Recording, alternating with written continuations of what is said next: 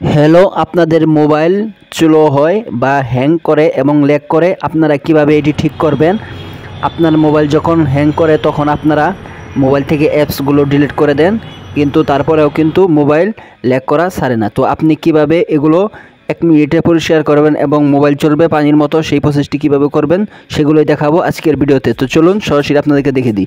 তো তার জন্য চলে যাবেন আপনার যে প্লে স্টোর রয়েছে, তো সরাসরি প্লে স্টোরে একটি ক্লিক করে দিবেন। তো প্লে স্টোরে ক্লিক করার পর এখান থেকে দেখতে পাচ্ছেন প্রোফাইল নামে যে আইকন রয়েছে, সরাসরি এখানে একটি ক্লিক করে দিবেন।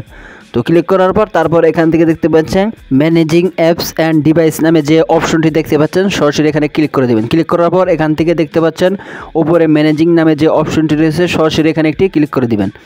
তো এখানে ক্লিক করার পর আপনার সামনে এরকম কিছু পেজ চলে আসবে। তো এখান থেকে আপনারা দেখতে পাচ্ছেন দিস ডিভাইস নামে যে অপশনটি রয়েছে, সরাসরি এখানে একটি ক্লিক করে দিবেন।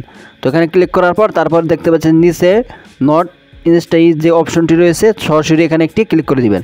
তো ক্লিক করার পর এখানেই হচ্ছে আপনার মূল কাজ। যে অ্যাপসগুলো আপনি আপনার ফোনে ইনস্টল করেছিলেন এবং ডিলিট করেছিলেন সেগুলোই কিন্তু এখানে রয়েছে, সেগুলো কিন্তু পুরোপুরিভাবে ডিলিট হয়নি। তো এই অ্যাপসগুলোর কারণেই কিন্তু আপনার মোবাইলে হ্যাং করে, ল্যাগ করে বা মোবাইল স্লো হয়ে যায়। তো এই অ্যাপসগুলো আপনারা এখান থেকে যদি ডিলিট করে দেন তাহলে কিন্তু আপনার ফোন ল্যাগ করা এবং হ্যাং করা ছেড়ে দিবে। তো এখান থেকে এইভাবে টিক মার্ক দিয়ে তারপর আপনারা যেগুলো আপনি ডিলিট করতে চাচ্ছেন এখান থেকে সবগুলো আপনি কিন্তু ডিলিট করতে পারবেন।